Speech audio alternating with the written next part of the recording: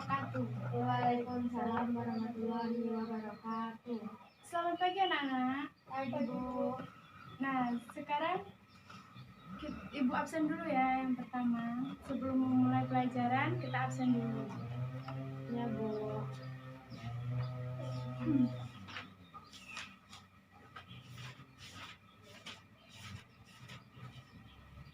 Pasti banyak yang nggak hadir ya? Iya Bu. Dela Aulia Zeni, Hadir Bu. Aji, Kak Alfa Bu. Wilda, Hadir Bu. Rina. Hadir Bu. Ya, Ibu kan udah mengabsen tadi, banyak yang nggak masuk ya. Nah, sekarang kita masuki materi kita tentang pencemaran lingkungan. Nah, masih ingat nggak kalian itu? Apa sih pencemaran itu? Pencemaran itu apa? Ada yang masih ingat? Oh banyaknya jangan nyeksa aku ya, aku nggak bisa. Jadi, pencemaran itu ada beberapa macam ya. Ada pencemaran air, pencemaran udara, dan pencemaran tanah. Nah, minggu lalu kan udah kita pelajarin tentang pencemaran lingkungan. Nah, selanjutnya kita coba siapa yang masih ingat tentang pencemaran air? Bu. Iya, adalah apa pencemaran air? Pencemaran air adalah suatu perubahan keadaan di suatu tempat penampungan air seperti danau, sungai, lautan, dan air tanah akibat aktivitas manusia. Ya, nah, udah ya, itu tadi contoh dari pencemaran air. Minggu lalu kita sudah membahas. Nah, selanjutnya sekarang kita akan membahas tentang pemanasan global. Kan pasti belum tahu kan apa sih itu tentang pemanasan global. Nah, pemanasan global itu ada efek rumah kaca yang pertama. Nah, apa yang dimaksud dengan efek rumah kaca itu? Nah, ini ya, bakal Ibu jelaskan. Efek rumah kaca.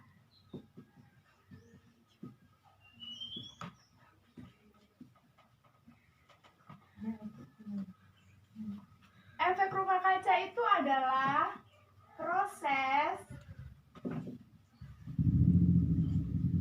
pemanasan alami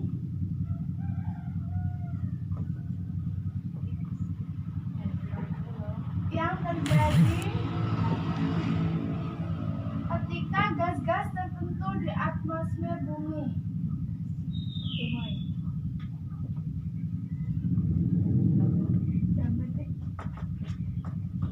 Di atmosfer bumi. Nah, di atmosfer bumi itu terdapat banyak gas-gas rumah kaca alami, yaitu seperti ada siklus air,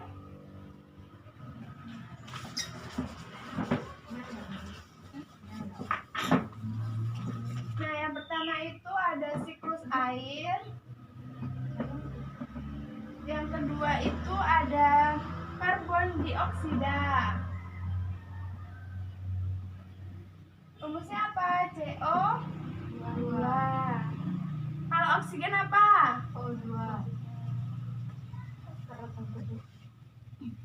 Nah, jadi meskipun CO2, siklus air, dan gas-gas rumah kaca lainnya di atmosfer itu adalah transparan untuk radiasi cahaya matahari.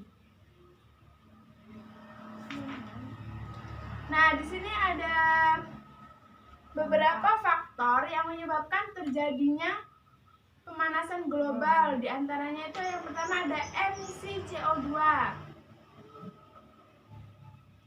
Ibu diktein ya. Emisi CO2 itu yang berasal dari pembakaran bahan bakar fosil sebagai pembangkit tenaga listrik. Nah, yang kedua itu ada emisi CO2 yang berasal dari pembakaran gasolin sebagai bahan bakar alat transportasi. Nah, yang ketiga itu ada emisi metana dari hewan, lahan pertanian, dan dari dasar laut Arktik. Yang keempat itu ada deforestation. Tulisannya begini. Deforestation. Nah, itu penebangan liar maksudnya, yaitu yang disertai dengan pembakaran lahan hutan. Yang kelima itu ada penggunaan chlorofluorocarbon dalam refrigerator atau pendingin. Yang keenam, meningkatkan penggunaan pupuk kimia dan pertanian. Coba nanti Ibu kasih tugas ya, dikerjain di